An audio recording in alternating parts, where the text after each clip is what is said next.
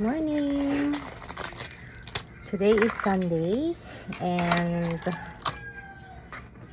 obviously wala akong ginagawa.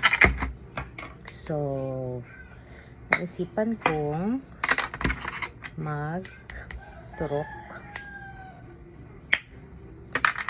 ng supplement kasi medyo matagal na tayo hindi nakapagtusok. So, might as well. And sayang naman yung ating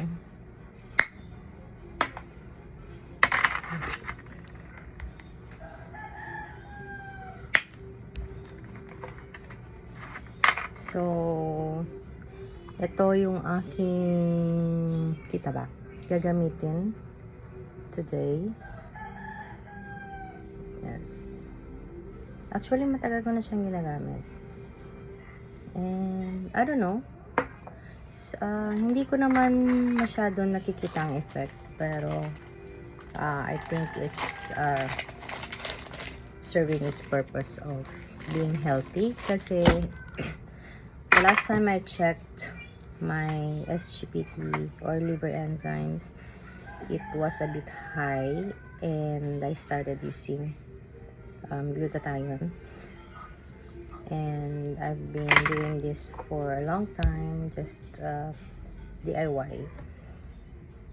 And nag-order ko sa ato ni Glutas sa trusted supplier din.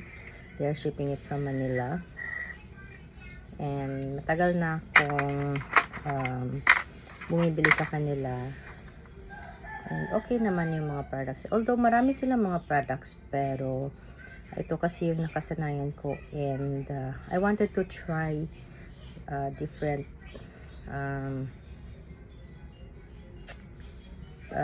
different brand and different type of gluta, pero hindi pa ako nakapag-decide on what to use. So nag-stick ako dito. And since minsan lang ako gumagamit, I usually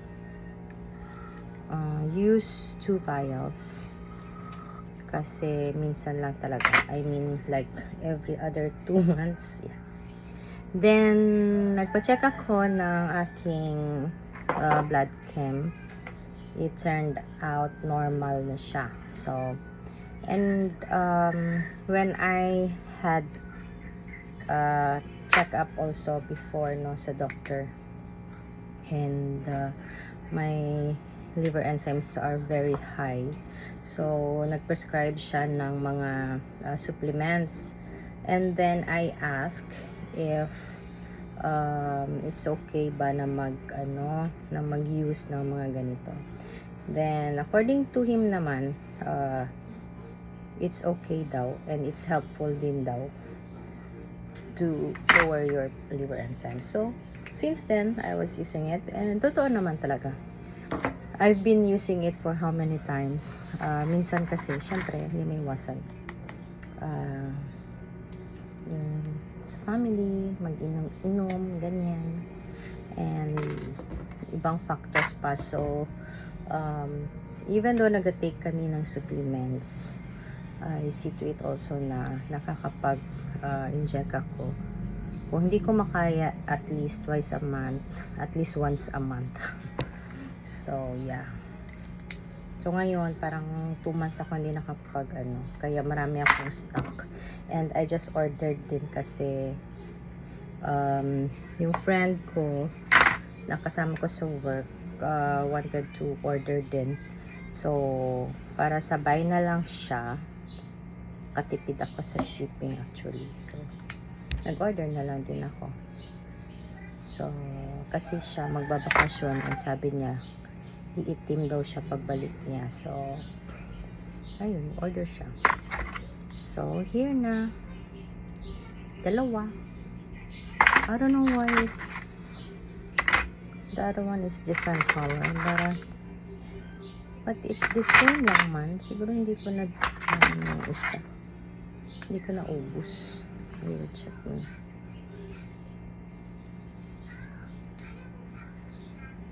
Ay, puti. So, yes. Okay. So, huwag niyo akong tularan kasi I'm doing it by myself. So, kung hindi niyo carry or you're not confident enough to do this on your own, you have to ask for professional help. Yes? Kasi ako, arisgada lang talaga ako. So, I'm doing it by myself. Actually, hindi lang ito yung ginagawa ko na para sa sarili ko.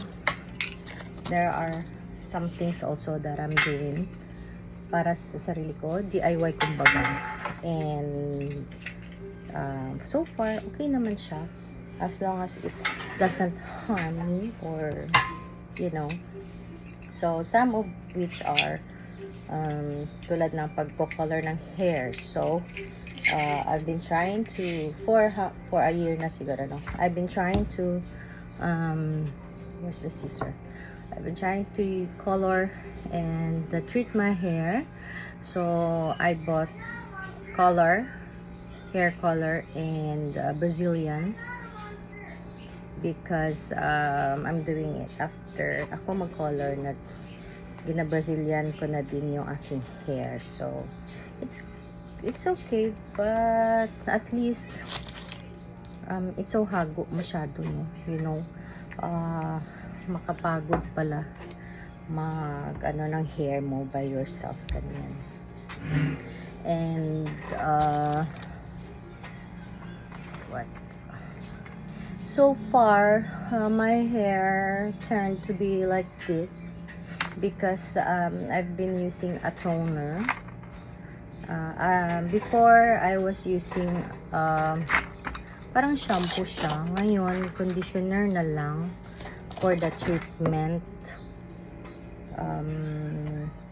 It's a local brand actually. It's Creamy Silk na purple. So I've been using that for parang 2 weeks pa lang or a week, 1 week pa lang ako naggagamit. And so na-maintain naman siya kasi natatanggal nga yung parang color, yung gold, yung parang brass or patawag dun, and I don't like that one. Ayoko yung masyadong blonde na hair na naga-yellow, kaya yun, naghanap ako ng paraan para matanggal siya.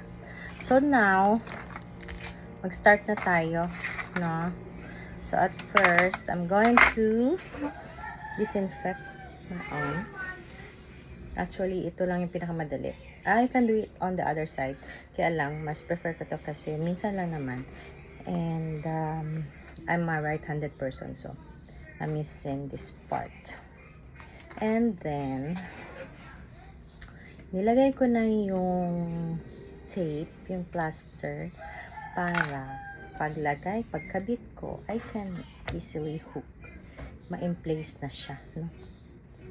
So, this is how I do this one. Just bear with me.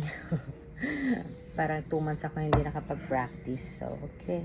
Start. And, hindi ko siya pinapasok lahat. Kasi nga, hindi ko naman siya i-station ng matagal. And I'm just putting this one. And I can start na the push. So, like I said, hindi lang itong gluta, and there are other things na ginagawa ko by myself. And recently, I know, I have one more pa pala. I'm doing wax para sa sarili ko, underarms and Brazilian. So yeah, yan ang isa sa mga pinakamahirap na ginagawa ko because it's more painful kung ikaw yung gumagawa sa sarili mo, no? I don't know, pero para sa akin it's more painful pag ikaw yung gumagawa sa sarili mo. I don't know, because siguro you know, parang ina-anticipate mo na yung pain while you're trying to wax yourself. And it took me matagal talaga kasi since hindi ko siya makita and I have to do it in front of the mirror or dapat comfortable position, so it's struggle. But ang end product naman is satisfying, you know. So before kasi I used to go to salon or spa to do that para sa sarili ko, but then I discovered na kaya ko pala, and I discovered gamit na pwede kong gamitin sa bahay, and it will be mas mura siya, and makasave ng time for me kasi I don't have to go out or magpunta sa mga salon to do that, and syempre yung privacy, because syempre ibang tao yung gagawa sa'yo, mahihiya ka pa rin. So yeah, I've been doing that one for a long time now, and bumili ako ng parang heater or machine something para makapag-heat ng wax. I've been using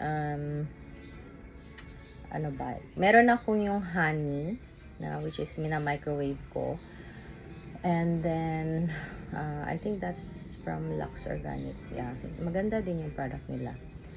And the one thing that I use also is, ano ba tawag dun, yung para siyang wax na plastic. I forgot the term for that one. Basta para siyang candle wax. Yeah. Then you have to heat. So nagbuy ako ng machine na pang heat lang for that one. So kaya siya naging madali. Mommy. Yes. I'm full now. Okay, very good. You drink water. Doon ka lang muna. What are you doing? Just 1 minute. I'm finished na. Sige na, you go there na. You finished now? Yes. You drink water na? What are you doing? No, sige na. You have a boo-boo? Yes. You go inside na. Can you boo-boo? There. Sige na. Daddy! Wala siya. Where? And say hi to the camera. Hi, Daddy! He's not there. Hi everyone, sabi mo. Hi, everyone! Click here to subscribe. Yes, click here, Click here to share, and subscribe. Share and subscribe. Sige na, you go there na. I'm finished na. And yeah, don't do that. That's dangerous. It's harmful. So yeah. And the other one, recently I did for myself. Actually, I bought it. It's mahal. So I've been using it for parang ilang days pa lang. Yung RF na parang Visage something na 3-in-1 siya. You can do it for your face, your body, and your arms. Kasi I've been using that one also para sa para magpa-slim. And before, nung hindi ko pa siya binili, I had times also na nagpunta sa salon for that one, and it's very costly talaga, so I cannot sustain the luho. That's why tinigil ko na siya. I think the last time na nagpaganon ako was when I had my neck and this one double chin and my cheek slimmed or trimmed down, but I don't know if for some time, yeah, for weeks siguro it became what I wanted, pero hindi ko masustain, so I have to put a lot of effort to maintain it. So yun, so this needle is too dangerous, so sometimes I do this one so I can throw this, and then the others I can throw to the waist or to the general pin. Ang iba I have to throw it somewhere safe. No, nak. Sige na, you go there na. And then, so yun na nga, bumili ako ng Visage, And I've been trying it for second time pa lang ata. And I don't know. Siguro I have to see for myself for ilang use na kung it is really effective. Yung ginawa ko kasi sa face ko, my friend injected something dito. Parang Mesolive tawag nila doon.